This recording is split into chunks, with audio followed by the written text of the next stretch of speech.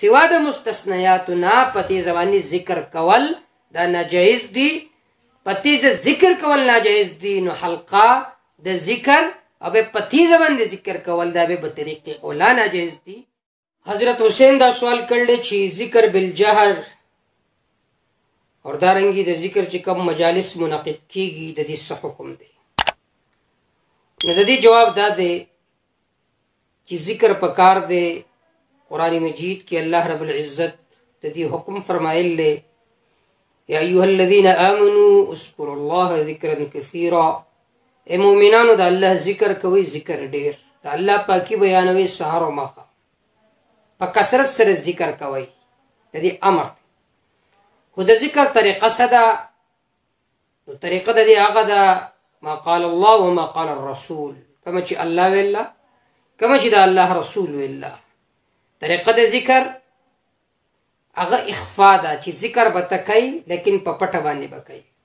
ادعوا ربکم تضرعا وخفیا، خپل رب راولئ په عاجزۍ سره او پرو سره، اور الله تعالی مینه نه کوي د هغه خلکو سره چې د هغوی د حد نه تجاوز کوي. علامه خازن ذکر کوي ای رافعین اصواتهم بالذکر، چې څوک په چغو چغو باندې ذکر کوي.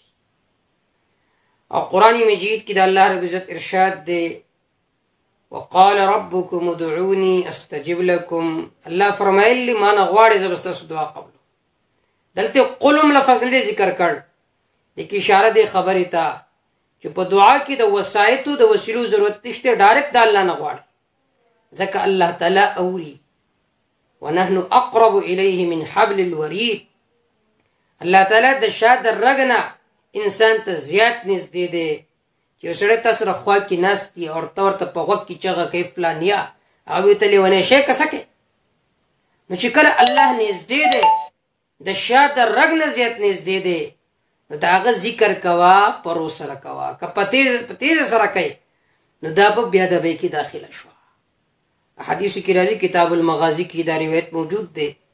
صحابه کرام رضوان الله تعالی علیهم اجمعین د یو غزا په موقع روان دي، یهللون و یسبحون، په تیزه تیزه باندې ذکر کول.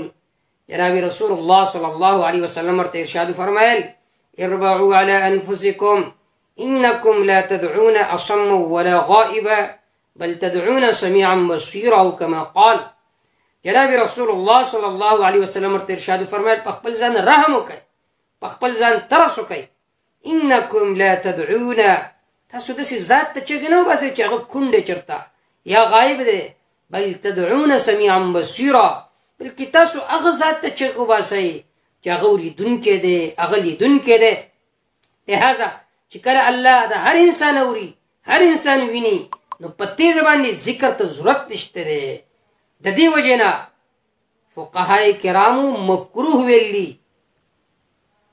په تیزه باندې ذکر کولو ته، سوا د هغه مقاماتونه چې په کم کې په تیزه باندې نقل لې. مثلا عید الاضحی په موقع باندې الله اکبر الله اکبر لا اله الا الله والله اکبر الله اکبر ولله الحمد. د حج په موقع باندې لبیک اللهم لبیک، دا په تیزه باندې نقل لې.